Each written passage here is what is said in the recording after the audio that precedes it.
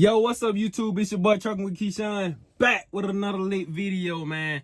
Listen, if you haven't already, like, comment, and subscribe to my channel, man. I don't know why you want to sit and watch me, but you haven't like, comment, subscribe. Because the information that I'm about to give y'all, bro, it's going to be very informative. So stick around to this video, and let's get slapping to it.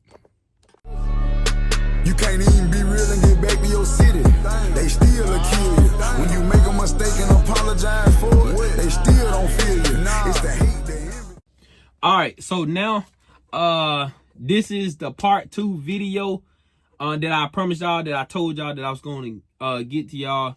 But I really appreciate y'all for tapping into that last video. Like I said, if you haven't already, go back to that video and watch that whole video just so you would be able to know what I'm talking about, and pretty much how far I've come when it comes to my trucking journey or whatever. Now, like I say, everything that I put on here on this little sheet of paper, it's my setup. Everybody's setup will typically be different. It just kind of all depends on what route you go. Now, I know a lot of times people go with new trucks or people go with used trucks. I'm gonna give y'all my thought and opinion on both of those, on what I feel, how I feel about it, and also like what I look for when one of the things that I look for when it comes to a truck or whatever. So when let's just say, for instance, if I'm going to get a truck, now everybody kind of like a new truck pretty much, but me personally, when I'm looking for a used truck, the main thing I go off of, one of the things is the motor. What kind of motor is in this truck? So if you don't know, my truck has a Cummins X15, and like I said, it is a 2021. When I go to trucks, if I'm doing over the road use, I would want my truck to be anything under 500,000 miles. If I'm putting it on the road like a everyday thing, leaving on like a Sunday or Monday, come back Friday or whatever, or how long ever I stay out, I would want that truck under 500,000 miles. Now, if I'm doing local work, of course, I would get any truck really wouldn't even matter, as long as like I said, it has a good solid motor in it. But now that I just said that, this truck that I had got, it had I think 400,000 or something when I had bought it or whatever. Now, of course, my miles went up because ever since then I've been driving it. So, but let's get slapped into the my startup costs.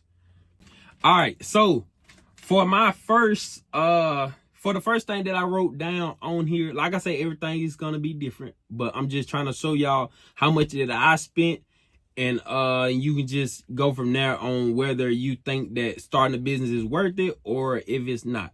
But for the truck, I had ended up spending $15,000. I paid $15,000 down on my truck. And I could have paid more, or I probably could have paid less. I really don't know. But I had paid $15,000 down on my truck. My trailer is a 2020 Great Dane. Like I said, I had ended up paying $6,800 down for that. My trailer wasn't that high. It just honestly, I don't really plan on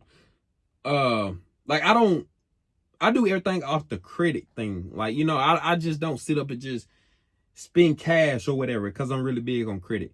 My 2290 was between $500 and $550. I can't really remember how much it really was, but I know it was between $500 and $550.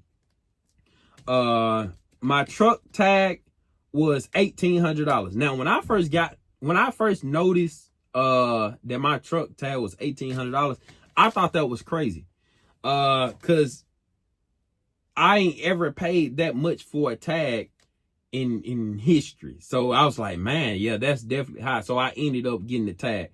But I'm gonna throw this in here just for a rule of thumb, just for people that doesn't know, because I didn't know at the time until I found out. Whenever you get your truck, if you just get the truck, you don't need a 2290 right off to get your tag. Now, if you get your truck and you wait after 30 days, then you have to get a 2290 before you can get your tag. So if you get a truck, me personally, I would go ahead and get the tag and then get the 2290 right afterwards. My trailer tag was $85. Now my truck tag is not a permanent tag, cause so I had to renew it every year. My trailer tag is a permanent tag, so I only had to pay $85 one time. So after that, I'm kind of good with my trailer. My bobtail insurance was $2,000 down. I know where I had talked to somebody and they said that it was 18,000 or something. I think they're just for your whole authority or something. I don't really know how much that is. If you know how much it is to get your own authority, drop down in the comments and let me know, because I think they said it was 18,000 a year. I can't remember what it was, but yeah, I paid $2,000 down for my bobtail insurance. And I'm gonna put this in here. When you get a truck from a dealership, you have to have bobtail insurance before you even leave the lot. So if you go up there, expect to, and you know you're gonna get that truck and everything worked out, make sure you get insurance before you leave. Now, when I went up there, I wasn't sure that I was gonna get the truck, but I had put insurance on it just in case. And if I didn't want it, I can just always go back up there and drop my insurance. So I had bobtail insurance on the truck before I got up, like a day before I had went up there. No. I got bobtail insurance the same day I had went up there. My LLC was $150.